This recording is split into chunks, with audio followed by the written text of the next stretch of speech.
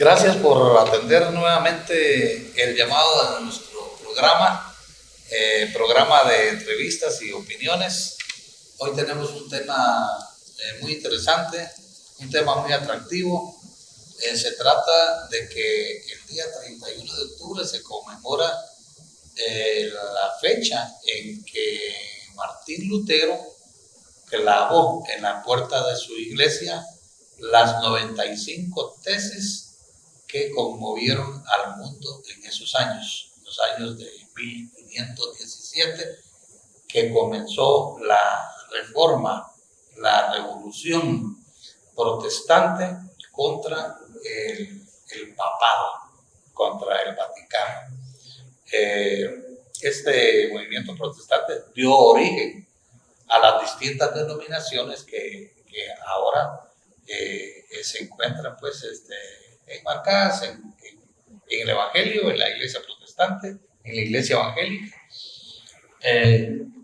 Pero este enfrentamiento entre la iglesia católica y el movimiento protestante de esos años causó millones de muertos, fue una conflagración muy grande, fue una guerra terrible donde se calcula que murieron unas 10 millones de personas. Algunos calculan que el 40% de la población europea fue muerta durante esa guerra que duró unos 30 años entre quienes se oponían pues al Vaticano. El Vaticano en esos años era pues una institución muy criticada, era una institución corrupta, tiránica, y debido a eso fue que el llamado de Lutero para una reforma encontró mucho eco en la población. Este es nuestro tema el día de hoy y nosotros hemos invitado para esta conversación a dos estimados amigos que nos van a acompañar en este tema. Tenemos aquí a la izquierda al diputado Osmundo Ponce.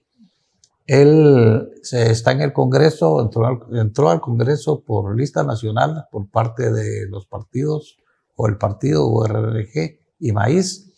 Y también nos acompaña el amigo Marco Tulio Cajas, que ya estuvo con nosotros en ocasiones anteriores.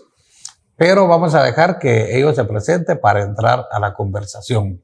Por favor. Buenos días, buenas tardes, licenciado.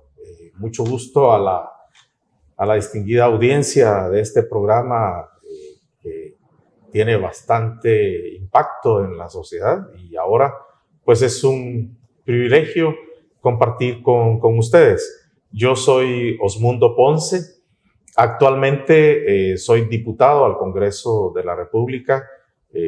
Yo fui electo en listado nacional por el partido URNG Maíz y actualmente pues participo en varias comisiones. Quiero indicar que también para este tema, en compañía del licenciado Marco Tulio Cajas, pues somos parte de lo que es la Alianza Nueva Ciudadanía y de alguna manera el tema sobre la reforma protestante, que como bien lo ha indicado usted, ha sido el movimiento revolucionario protestante del siglo XVI. Y creo que es muy importante recordarlo en este tiempo. Y justamente en este tiempo que hay procesos de cambio, porque considero que es muy importante hablar hacia los sectores religiosos sobre su papel en este tipo de movimientos y cómo podemos recordar esa historia de hace ya varios siglos, de tal manera que nos ilumine cómo debemos continuar actuando hacia una reforma del pensamiento protestante, como podríamos decir, buscar la manera de mantenerse según los principios de la reforma, la iglesia reformada siempre reformándose. Es un gusto participar con ustedes. Gracias, sí. También a propósito del diputado, en el programa anterior estuvimos conversando sobre una propuesta de ley que existía en el Congreso para crear un Consejo Nacional para la Protección de la Familia y la Vida, y que proponían 2 diputados que no fueron reelectos, que participaron en la lucha electoral reciente para reelegirse, y como no lograron reelegirse, pues buscaban crear este consejo para ellos poder ser comisionados y seguir mamando de la teta del Estado, con privilegios diversos, derecho al antejuicio, etcétera. Pero nos cuentan que este proyecto fue sacado ya de la agenda de los jefes de bloque del Congreso de la República. Esperamos que no se presente más esta iniciativa de ley, porque este es un proyecto interesado, porque ahí también, a propósito del tema, un gran aprovechamiento de muchos políticos de la iglesia evangélica especialmente, ¿verdad? Usan mucho la iglesia protestante con fines políticos. Por favor, Marco Tulio. Claro, pues muchas gracias por la invitación. Creo que es de felicitar esta iniciativa y este esfuerzo de traer un poco la historia para el conocimiento no solo de las generaciones actuales, sino las generaciones futuras. A nosotros la Reforma Protestante nos proyecta una imagen que aprendimos en la historia, que no es una imagen muy positiva, porque nuestra cultura se formó en la Contrarreforma.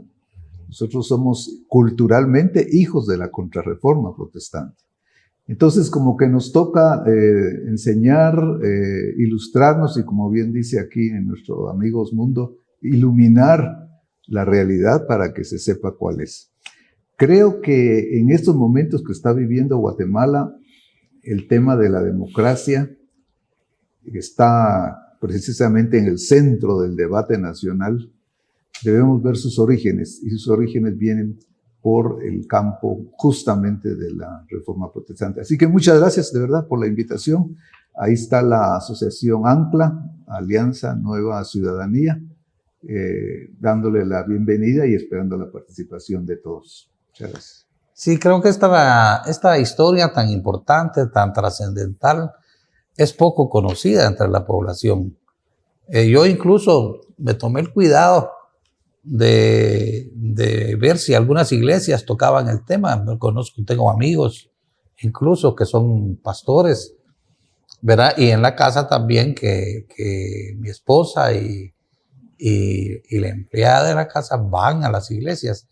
Y me tomé el cuidado un poco de ver si se abordaba el tema, pero creo que nadie ha abordado el tema tan importante como fue el nacimiento de la iglesia protestante y cómo se dio este movimiento, porque creo que es muy importante, en primer lugar, conocer que esa fue una guerra más grande probablemente que la Segunda Guerra Mundial. Algunos dicen que fue la primera guerra mundial que hubo en el planeta, esa guerra entre protestantes y católicos, o sea, la separación de una parte de la iglesia, del Vaticano, pues, ¿verdad? Con desacuerdos que existían sobre diversos asuntos.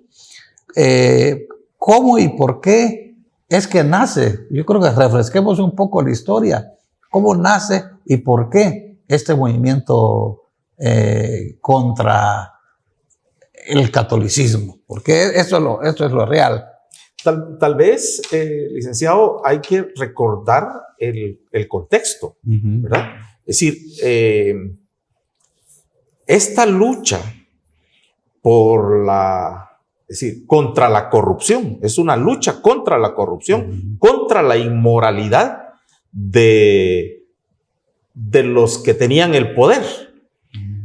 Viene desde antes de Lutero.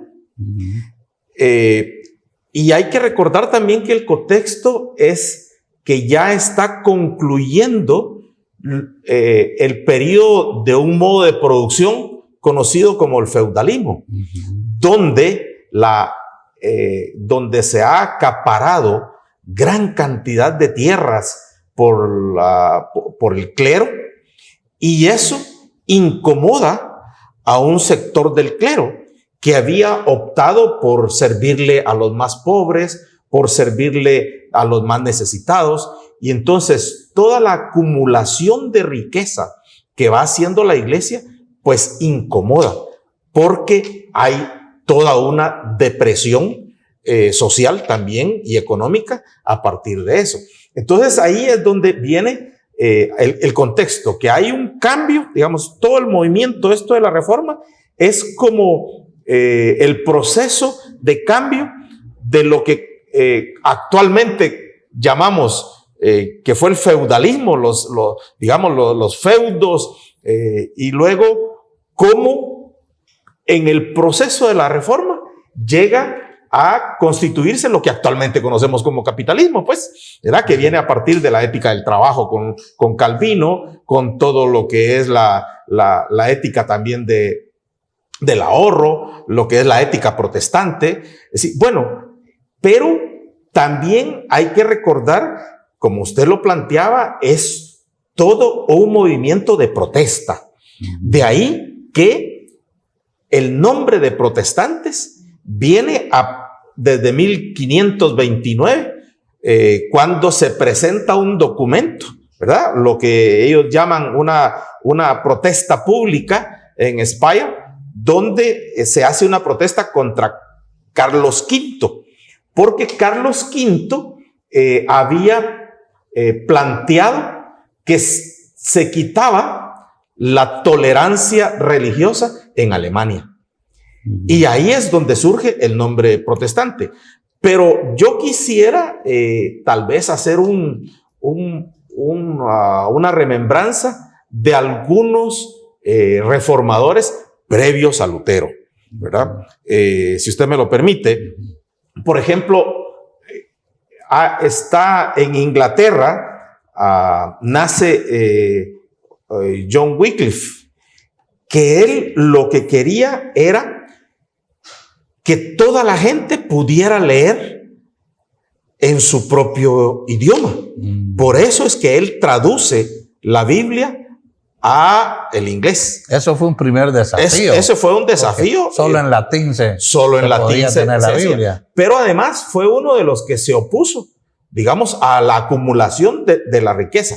Y muy importante, a la compra-venta de bulas e indulgencias, que no era más, que era como el soborno para liberar el alma del pecado, ¿no? Es decir, el purgatorio. Y del purgatorio, ¿verdad? Entonces, él lo que intentó, digamos, Wycliffe, fue la educación para todos. Y eso es muy importante, digamos, traerlo en este tiempo, cuando el nivel de analfabetismo en Guatemala es tan intenso, tan grande, cuando también los costos de la educación son tan altos, hay que traer la reforma también para este tiempo, aquí y ahora. Y hay que decir que Wycliffe pues sufrió, ¿verdad? Todos los reformadores sufrieron exilio, algunos fueron quemados. Imagínense que Wycliffe fue, es decir, exhumado, fue condenado como hereje, y la pena fue quemar sus restos y tirarlos a un río. Sí, pero yo no sé si fue el caso en el que ya había sido enterrado, sí, y lo desenterraron, sí, para quemarlo. Para quemarlo, exactamente, sí. Es decir, para quemarlo. Que sufriera. Sí, sí. Y él, digamos, Wycliffe fue el precursor de otro gran luchador, de Juan Hus. Juan Hus nace en la Bohemia de la República Checa, lo que ahora es la República Checa. Pero este reformador, que más o menos hace su reforma, no solamente ahí en Bohemia, sino que también él insiste en que no se debe negociar con la espiritualidad. Él ya estaba en contra de los negociantes. Claro, pero eso era de la religión. Pero eso era tocar a la Iglesia Católica. Por supuesto. Pero hay que recordar que estos eran sacerdotes también. Estos eran ordenados. Y ellos lo que estaban eran en contra de la excesiva riqueza de la iglesia, estaban en contra de la inmoralidad del clero, ¿verdad? Estaban en contra de cómo hacían los negocios a partir de la compra-venta de indulgencias. Si no tenían los recursos, pues tenían tierras. Y entonces de esa manera fueron acumulando tierra, ¿no? Ahora, Lutero probablemente no se imaginó No. que su primera, digamos, su primer reclamo al Vaticano se convirtiera. No. Yo creo que, porque eso ya lo hizo Lutero también, estando grande de edad, porque Lutero estuvo en el Vaticano. Así es. Y ahí en el Vaticano él se abrió un poco los ojos de que realmente la Iglesia Católica o el Vaticano no era tanto como lo decían, pues, porque, bueno, como surge el Vaticano de que el Papa supuestamente era el representante de Dios en la tierra, pero cuando Lutero se dio cuenta y se daba cuenta de todos los negocios que se hacían, él propuso en las 95 tesis toda una revolución, pero él no se imaginó que eso llegara a tanto. Incluso creo que en los últimos años Lutero renegó un poco, porque los campesinos incluso reclamaron libertad. Perdón, pero ahí entramos en otro tema, ¿verdad? Pero volviendo a lo primero que señalabas, me parece muy interesante, de que Lutero no se imaginó que iba a prenderle fuego al bosque, y que se iba a arder. Ajá. Porque para Lutero realmente era un problema espiritual, personal, sí, claro. Su culpa delante de Dios. Y él decía, yo me confieso en la mañana, me confieso al mediodía, me confieso en la tarde, y tengo el sentimiento de que todavía tengo pecado delante de Dios. Al estudiar las Escrituras y encontrarse con la epístola a los romanos, donde el apóstol Pablo dice, el justo vivirá por la fe. Eso fue para él el gran descubrimiento. Y luego él lo traduce en términos ya teológicos. De sus 95 tesis, es verdad que tienen una carga política, social, pero ante todo para Lutero, el tema era espiritual, teológico. Lo que pasa es que él no se imaginó que el ambiente estaba pero listo para eso. Y a diferencia de otros reformadores anteriores, Lutero tuvo una gran ventaja, una herramienta que no habían tenido los reformadores anteriores, que fue la imprenta. Pero sí, ¿pero qué pedía Lutero? ¿Qué planteaba Lutero? Que hubiera una reforma dentro de la iglesia. Es que Lutero nunca se quiso salir de la iglesia, a él lo sacaron. Claro. A nosotros, como digo, en esa versión que nos enseñaron de la Reforma Protestante, nos dijeron que lo expulsaron de la iglesia porque se casó con una monja, porque tal, todos esos mitos, ¿verdad? Pero él creo que murió pensando que la iglesia católica se iba a reformar, y era lo que él deseaba. Claro. Entonces lo que él dice es, volvamos a la palabra de Dios. Ese era el mensaje de Lutero. Sí, él murió como hereje, pues fue perseguido. Sí. Estuvo incluso recluido en un castillo por el temor a que lo mataran. Sí. Estuvo huyendo mucho tiempo. Pero mientras tanto, como dice Marco Tulio, la chispa encendió la pradera, pues. Sí. A ver, tal vez, digamos, hay que ser justo con los reformadores anteriores. Porque para mí, Lutero se monta en el movimiento, ¿verdad? Porque es justamente Wycliffe y Hus específicamente, es Hus. Por eso es que existió el movimiento husita, ¿verdad? Que fue toda una revolución armada, ¿verdad? Y que tomaron Praga, tomaron la ciudad de Praga, ¿verdad? Y gobernaron, pero después se dividieron entre los husitas, ¿verdad? Entre los moderados y los más radicales.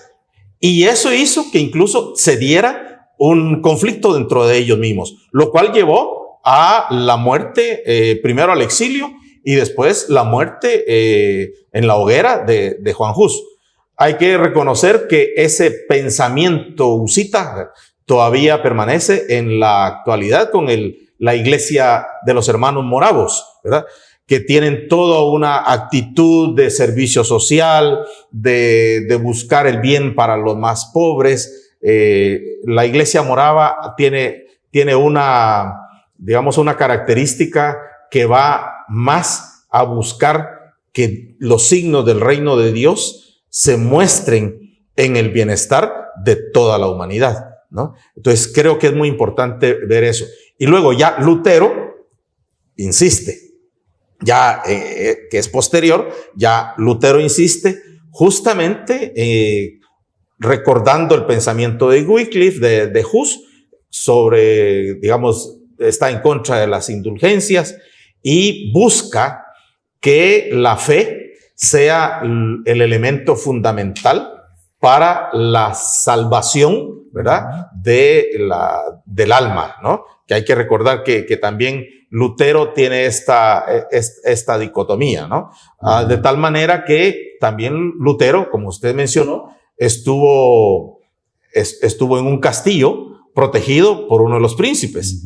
De ahí que también Lutero tiene su laguna. Pero ahí es donde viene lo apasionante de la historia. Porque si para Lutero el tema era espiritual, religioso, teológico, para el príncipe que lo protege en el cielo, era un tema político. Claro.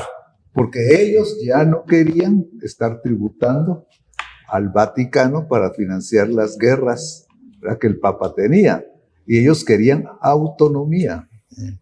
Y es que cobró tanta fuerza el movimiento protestante porque el Vaticano, el papado, estaba en la vida personal, familiar de todo el mundo. Había que autorizar los bautizos, era prohibido, digamos, no casarse por la iglesia. Bueno, ahora en parte, pero ya no es tanto. Pero en aquel tiempo era la iglesia, incluso decían que cobraban más para llegar más rápido al paraíso. Depende. Cobraba, todo era cobro en la iglesia, claro, ¿verdad? Entonces, hay dos elementos claves en Lutero. Uno, que ahí es donde se inicia el planteamiento de la democracia, ¿no? Lutero es el que plantea el sacerdocio universal de los creyentes. Esta es una consigna, ¿verdad?, de la Reforma, el sacerdocio universal de los creyentes. Es decir, no existe un clero, una iglesia separada de los demás, de la feligresía. Eso no existe para Lutero, ¿verdad? No existe tampoco para la iglesia protestante. Mejor dicho, no existía. Porque ahora me imagino que vamos a hablar luego cómo es en la actualidad. Pero Lutero planteó que todos somos iguales en la intercesión delante de Dios. Y Lutero era también muy espiritual, de tal grado que él, en los momentos de tensión, lo que hacía era practicar el arte.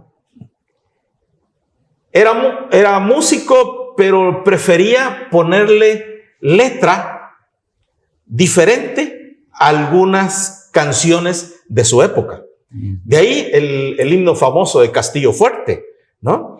Castillo Fuerte, que fue todo un canto de lucha en la Reforma Protestante. Y ahora, con mucho sentimiento y mucha energía, lo cantamos en las iglesias. Pero eso también, el arte en el proceso de transformación se ha dado. Hay que recordar cómo en los tiempos de la guerra de Vietnam sucede aquel canto sobre démosle una oportunidad a la paz. ¿Verdad? Y también cuando se da la lucha por los derechos civiles en Estados Unidos, el canto nosotros venceremos, ¿no? Entonces, esto hay que verlo también como Lutero no era un religioso estático, cuadradito, ¿no? Sino que miraba más allá de su parroquia. Sí. Y también iba más allá de la simple predicación de los sermones, sino que buscaba cómo compartir el pensamiento teológico a través del arte, a través del canto. Bueno, vamos a un receso. Regresamos en un momento. Estamos conversando con el diputado Osmundo Ponce y con el licenciado Marco Tulio Cajas. Estamos conversando sobre la Revolución Protestante que el 31 de octubre precisamente se conmemoró. Volvemos en un momento.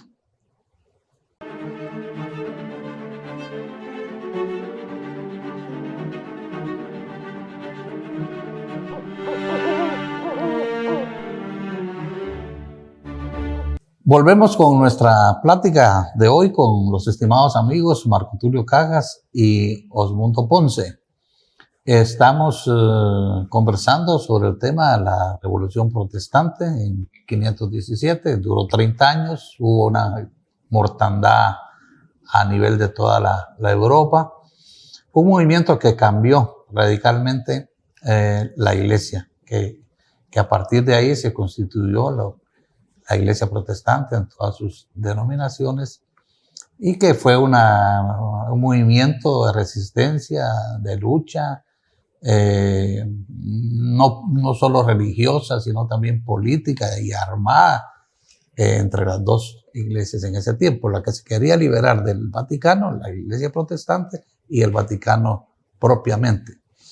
Pero también hay otras facetas de este movimiento que son interesantes de analizar. Una de ellas es la influencia que tuvo este movimiento en las ideas de libertad y de democracia, porque se desprendían cosas. Por ejemplo, yo mencionaba el caso de por qué los campesinos se unieron al movimiento protestante.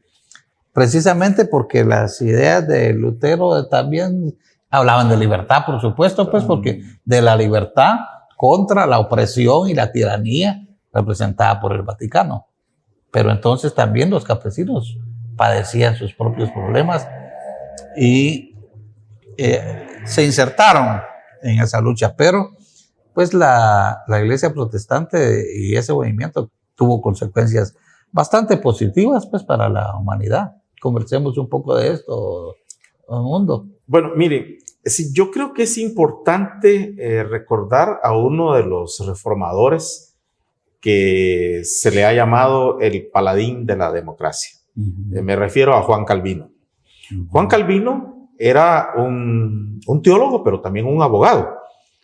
Era un líder social también en Ginebra, aunque él había nacido en Francia. Él plantea dos cosas fundamentales. La estructura piramidal que tenía la estructura eclesiástica, él consideraba que no facilitaba la libertad de las personas. Porque esa estructura piramidal, pues venían las órdenes desde una persona y continuaba descendiendo, siempre con un núcleo pequeño. Entonces, Calvino lo que plantea es que la iglesia tenía que ser diferente, que tenía que demostrar la igualdad entre los creyentes. Ahí comparte con Lutero el principio protestante del sacerdocio universal de los creyentes, donde todos podemos ser parte de la conducción de la iglesia. Y Calvino plantea también de la conducción del Estado.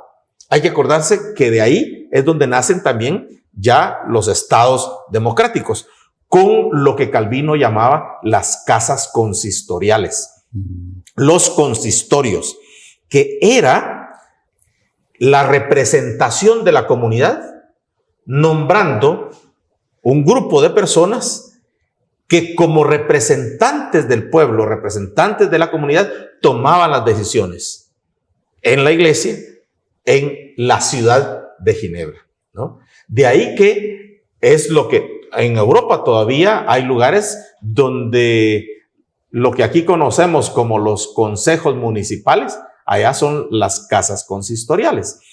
Y creo que esto, que eran los consejos los consejos consistoriales o los consistorios, es lo que actualmente ahora tenemos como Congreso o parlamentos, que a nosotros, digamos, nos nombran en representación del pueblo. Y se supone que es el Congreso el que debe tomar las decisiones. Y ahí eso es lo que hace que Calvino, pues, sea uno de los paladines de la democracia y los cambios sustanciales en la forma de cómo manejar el poder en el Estado, que es a partir de la representación del pueblo en algunas personas. Las iglesias reformadas, las iglesias presbiterianas, que tienen su origen en la teología calvinista, en la práctica eclesial de Calvino, todavía se dirigen por consistorios. No es el pastor el que manda en la iglesia. No es el pastor el que decide sobre los fondos, sobre los dineros de la iglesia, sino que hay instancias dentro de la iglesia que la congregación, las iglesias los nombran para que puedan dirigir la iglesia. Esa es la esencia de la democracia que viene a traducirse actualmente en lo que actualmente conocemos como la democracia liberal. Sí. Bueno, aquí en Guatemala, la iglesia protestante llegó tal vez con Justo Rufino Barrios, ¿verdad? Porque la iglesia católica desde la conquista, pues prácticamente controlaba toda la población, ¿verdad? Y era casi por obligación la asistencia a las iglesias, la feligresía. Bueno, recordemos que los españoles cuando conquistaron, en una mano traían el crucifijo y en la otra mano traían la espada. E impusieron a sangre y fuego la iglesia católica, pues. Pero es hasta con sus Rufino Barrios que empiezan a venir a Guatemala algunos que empiezan a hablar del protestantismo, se fundan las primeras iglesias y todavía en tiempos de Barrios, muchos pastores, muchos que trataban pues de organizar iglesias evangélicas, aún en esa fecha, eran perseguidos, eran mal vistos por mucha gente. Entonces, y de ahí nace también un poco la idea de la separación entre el Estado y la religión, porque recordemos que la Iglesia Católica fue dueña del poder. Tenían más poder el Vaticano que los reyes. Y el Vaticano le cobraba impuestos a los reyes y el rey que no se oponía también lo derrocaban. No sé si sea historia cierta o falsa, pero hasta la historia de Drácula dicen que se origina en un príncipe feudal que no quiso pagarle impuestos a la iglesia. Entonces fue condenado, porque la iglesia perseguía y hacía justicia. Tenía ejércitos contra quienes se le resistían. Ahora recordemos la Inquisición. Entonces, creo que es importante traer un poco cómo es que la iglesia evangélica también surge en Guatemala, se desarrolla, y también cómo está actualmente, pues. Sí, yo quisiera recuperar un poquito lo que señalaba aquí nuestro amigo Osmundo en el gran aporte de Calvino, porque para Calvino la máxima autoridad en la religión cristiana era la Escritura. No era la tradición, no era la palabra de los hombres, era la Escritura, la Escritura, la Escritura. Entonces la iglesia debía someterse a la Escritura. Y si algo hacía la iglesia que no estaba en la Escritura, pues estaba mal.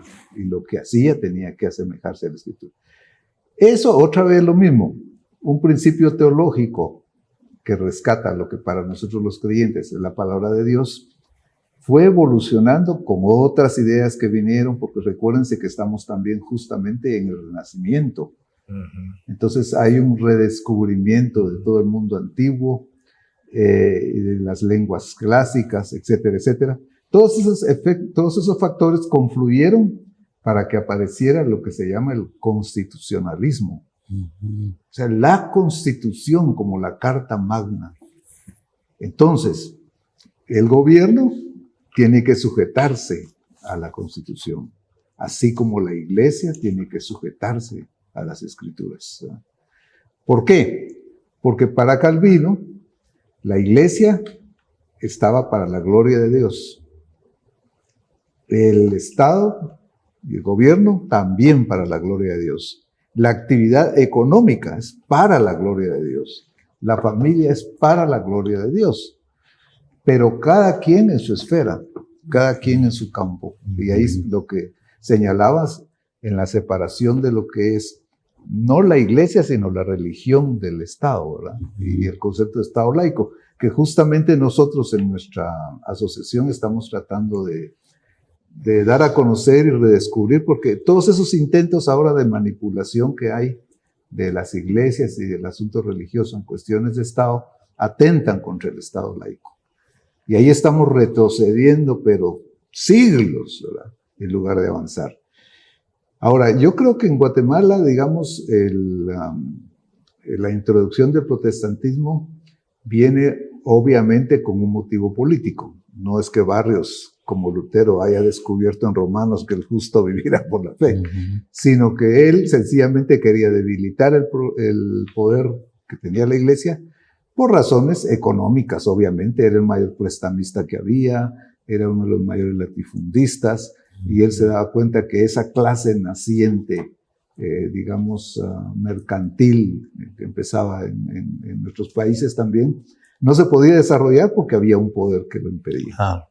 Entonces, a eso obedece un poco su interés en que él personalmente trajo al primer misionero que vino a establecer un colegio, ¿verdad? John Hill. Ahora, eso, por supuesto, ha cambiado enormemente. Ha cambiado en los países protestantes. Justamente Alemania es un país ahora que ya del protestantismo... Bueno, a mí alguien me dijo, hay más evangélicos en Guatemala que protestantes en toda Alemania. O sea, el protestantismo está en decadencia, ¿verdad?, como una religión. Las iglesias están cerrándose. En Estados Unidos, otro de los países donde se pusieron en práctica los principios políticos y sociales del protestantismo, también, ¿verdad? Hay un cambio cultural enorme, ¿verdad? Y entonces ya nosotros nos encontramos en una situación muy diferente a la que estábamos, ¿verdad? Por eso no quisiéramos dar la impresión de que estamos tratando de hacer una equiparación entre la situación de la Reforma y la situación de Guatemala. Vivimos otro mundo, vivimos en otras ideas y en otra dinámica. Ahora, tu pregunta era un poco en el tema de la introducción del protestantismo, ¿verdad?, en Guatemala. Sí, la historia del protestantismo en Guatemala, pues, es muy poco conocida. Bueno, la familia de mi papá, por ejemplo, fue pionera en el Oriente en difundir las ideas del Evangelio, y por eso también yo decía que sufría mucho acoso en ese tiempo los primeros misioneros, pues, que vinieron a Guatemala. Y bueno, la iglesia evangélica pues también ha recibido mucha influencia, muchas corrientes estadounidenses han influido también en ciertas deformaciones acerca del papel, pues, de las iglesias evangélicas, sobre todo estas que pregonan, pues, la prosperidad y que de pronto se convierten en grandes negocios de la fe, y que son muy ahora, pues, en Estados Unidos como en Guatemala y muchos otros países, pues se ha pervertido mucho, ¿verdad? Sí. Entonces yo creo que la lucha debe ser volver a los orígenes del Evangelio, pues, ¿verdad? Porque también siento que lo que estás planteando de la pérdida de creyentes en Alemania se da, creo que en todas partes, e incluso en Guatemala, creo yo, aunque aquí las razones principales de decadencia, digamos. Sí, pues que la pérdida de clientelar que ha tenido la iglesia también es por la pobreza, ¿verdad? La miseria, la desnutrición, el desempleo, la falta de ingresos, la falta de caminos, la falta de agua potable, la falta de drenajes, el sufrimiento de la gente de no poder acceder a oportunidades de desarrollo. La gente, a veces el único refugio que queda es la iglesia. Sí. Yo quisiera tal vez hacer una acotación en cuanto a la pregunta que estaba respondiendo el hermano Marco Tulio Cajas. Las iglesias ciertamente se inicia con la iglesia presbiteriana, pero luego empiezan a venir otras misiones. Y algo interesante, con lo que usted menciona, la influencia norteamericana. Entonces, las misiones norteamericanas que habían enviado a abrir campos, ¿verdad? A iniciar iglesias aquí en Guatemala, muy fraternalmente se ponen de acuerdo. Se van a una reunión a Panamá y definen la distribución geográfica. Entonces, aquí en Guatemala no hay una iglesia protestante, una iglesia evangélica, hay iglesias con sus diferentes formas de expresar la fe. De ahí que usted va a encontrar a los hermanos de la iglesia Amigos, está más en el oriente, con sede en Chiquimula. La iglesia centroamericana tiene mayor fortaleza aquí en el altiplano, con sede en Chimaltenango. La iglesia presbiteriana tenía la sede aquí en la capital, más la costa sur. Y así se fueron distribuyendo las iglesias que actualmente se les llama las iglesias históricas. Pero después viene el movimiento pentecostal, ¿no? El movimiento pentecostés, que es una reforma, es una renovación espiritual también en las iglesias, muy parecido a la reforma espiritual que planteó Wesley en Estados Unidos y en Europa. Y aquí las iglesias empiezan a funcionar, las iglesias Asambleas de Dios, la Iglesia de Dios Evangelio Completo, la iglesia Elim, que son las más antiguas. Y luego, a partir de 1970, viene todo el movimiento más pentecostés de las iglesias un poco más conservadoras o fundamentalistas, como se les hace llamar, y ellas vienen como parte para soportar al Estado, ¿no? De ahí que a finales de los 70, principios de los 80, viene todo este movimiento más pentecostés o más pentecostal, como se le llama, que evoluciona a lo que ahora son las mega iglesias, ¿no? Que impulsan lo que llaman la teología de la prosperidad, cuya teología de la prosperidad indica que una persona tiene la gracia de Dios, tiene más abundancia de la gracia de Dios en la medida que tiene más abundancia de bienes, más abundancia de dinero, ¿no? Y esa es la predicación, lo cual es totalmente contrario a la reforma, porque la reforma plantea la sola escritura y cómo la escritura es la que debe, es decir, el texto bíblico debe ser la base de las predicaciones, no las opiniones o las especulaciones o lo que son prácticamente charlas motivacionales que se escuchan en algunas iglesias, que como alguien me dijo, pues es una iglesia que es más divertida, ¿no? Hay mayor diversión. Y ahí también, en este momento, hay que tomar en cuenta que uno de los principios de la iglesia, de la reforma protestante, fue solo la gracia, no por las obras. Y entonces ahora hay toda una teología donde usted se salva en la medida que usted tiene mayor siembra económica, mayor compromiso económico, ¿verdad? Entonces eso es contrario a los principios de la reforma. Y lo otro es, por ejemplo, solo a Dios sea la gloria. Y ahora hay un total culto a la personalidad de los grandes predicadores, de los predicadores que tienen mayores bienes económicos. Entonces, esos principios se han ido perdiendo. Y yo creo que sí hay que recordar que la iglesia ahora tiene que entrar a una nueva reforma. Una reforma donde se vuelva a los principios, se vuelva al principio protestante, que no es más, el principio protestante no es más que una función profética de la iglesia. Una función profética donde anuncie el bien y denuncie el mal, que justamente es lo que esperamos que haga las iglesias. En este momento, la iglesia a veces no hace casi nada por el bien común.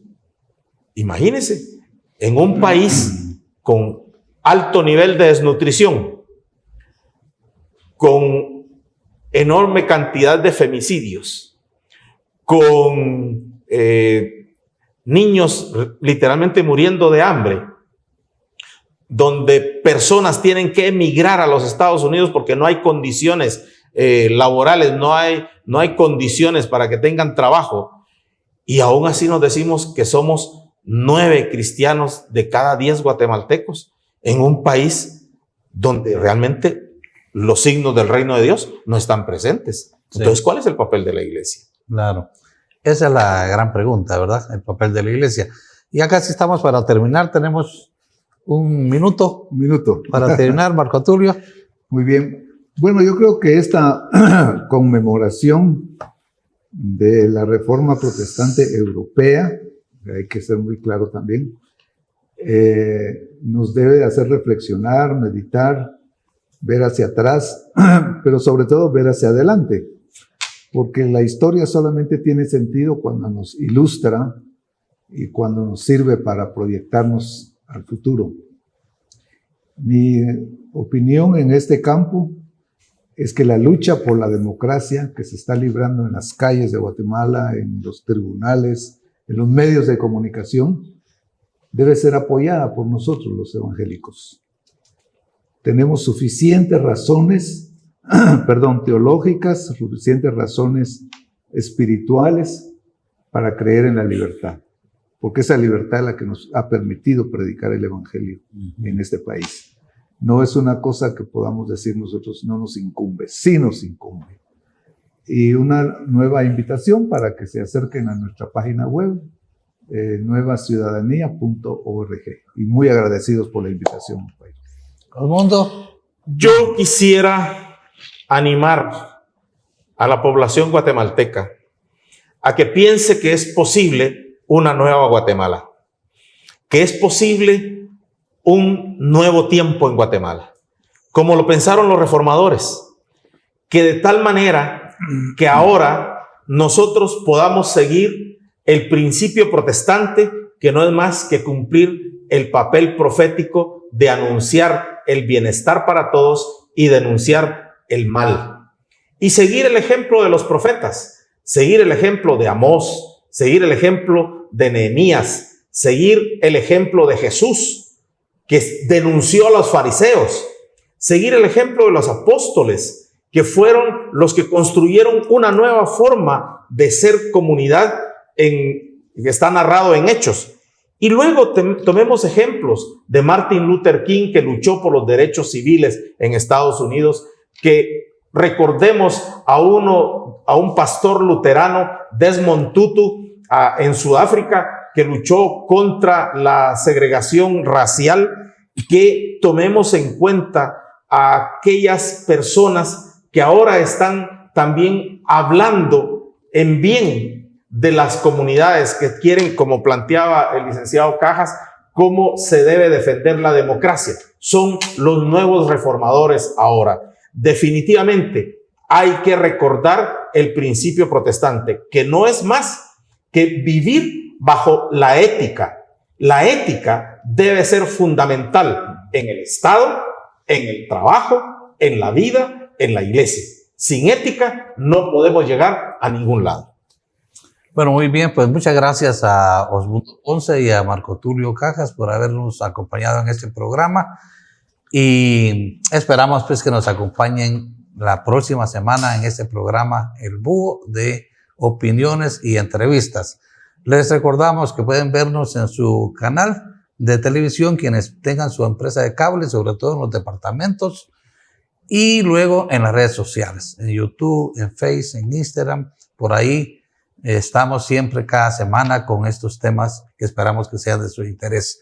Muchas gracias por su atención y hasta la próxima semana.